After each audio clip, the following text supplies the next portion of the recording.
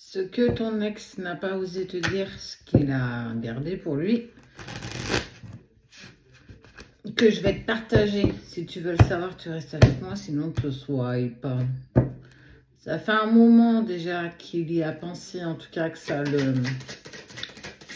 lui poursuit un petit peu l'esprit.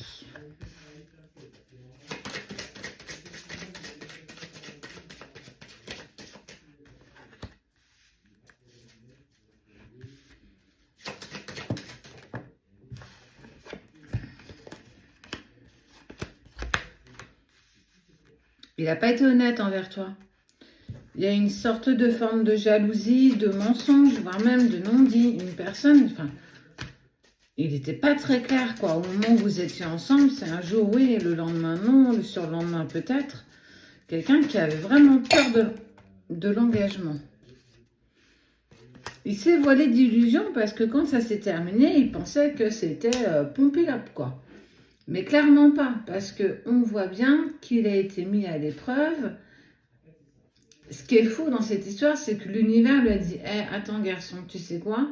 Tu penses que tu peux oublier cette personne comme ça? Ben nous, en fait, on va pas te laisser faire. On va, en plus de cette relation intense, mettre une protection sur le lien. On va tenter de vous atteindre. Et ouais, dans le sens où tu penses que tu peux te défaire comme ça d'une personne aussi bienveillante que celle-ci, bah ne crois pas si bien dire. »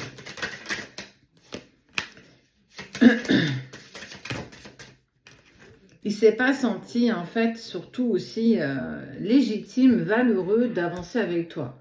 Il y a eu quand même cette sensation de je ne me sens pas à ta hauteur, je ne me sens pas vraiment autant en accord que ça. On voit clairement que les choses ont dégénéré avec le temps, mais clairement, il a fait dégénérer aussi la situation et la relation. Il ne se sentait pas légitime. Il ne se sentait pas à ta hauteur. On ne l'a pas non plus aidé, hein, clairement,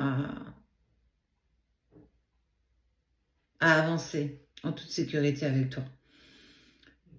Il avait comme une intuition, quelque chose qui le poussait en plus à se dire, mais est-ce que je suis valeureux? Est-ce que je vaux la peine de vivre cette relation aussi intense? Et en fait, il était dans des énergies plutôt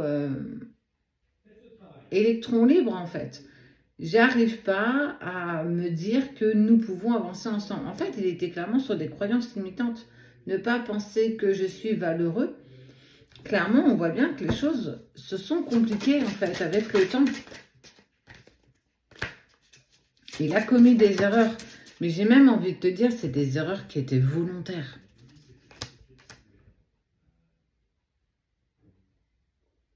Il y avait la famille d'un côté, il y avait toi, il y avait beaucoup de culpabilité, il ne savait pas du tout dans quelle direction avancer.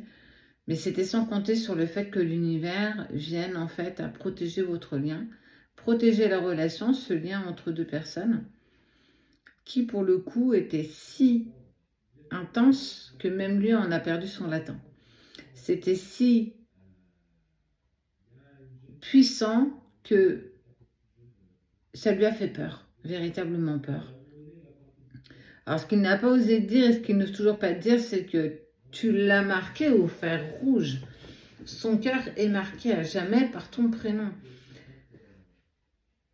Il essaye pourtant véritablement d'avancer sans toi. Il essaye de se dépasser, d'avancer, d'être en accord avec lui-même. Mais tu es tout le temps là. Pourtant, il a essayé de se reconstruire, de même de rencontrer d'autres personnes, d'autres femmes ou d'autres hommes en fonction de ta relation et de qui tu es. Mais surtout, on voit aussi qu'il y a la famille qui a une place aussi très importante pour lui et que parfois, nos familles ne nous aident pas non plus à prendre les bonnes décisions parce qu'on n'avance pas dans la direction qu'eux souhaiteraient, parce qu'on n'avance pas dans la direction où en fait, ils ont l'impression qu'on ne les a pas entendus, pas écoutés. Ça ne veut pas dire que leurs mots ne sont pas importants, mais surtout, ça met en lumière leurs propres limites en fait, leurs propres croyances. Et cette personne, ton ex, clairement, s'est laissé happer par tout ça. Et plus le temps a passé, plus il a douté, moins il savait, et c'est devenu de plus en plus compliqué.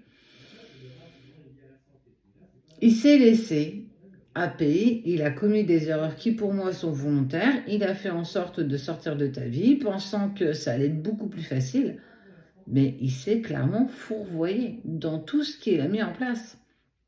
Donc ce qu'il n'ose pas dire, c'est que, punaise, j'ai des sacrés regrets d'avoir mis un terme à notre relation.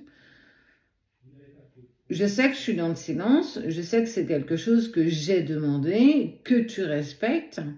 Et oui, il y en a qui respectent. Hein. Il aimerait reprendre une communication avec toi, mais un jour il doute, un jour oui, un jour non, le surlendemain peut-être, c'est ce que je te disais tout à l'heure. Il se transforme malgré les erreurs qu'il a pu commettre. Il t'a dans la peau, mais un truc de dingue quand même. Parce qu'on voit une certaine renaissance, on voit les pensées qui sont toujours là, ça prend toujours énormément de place. Est-ce qu'il a des regrets? Bon, j'ai envie de dire, c'est plus des regrets, c'est des montagnes de regrets. Il n'a pas été, je dirais pas accompagné, parce que c'est pas vrai, nos décisions, on les prend nous en fait. Hein. On peut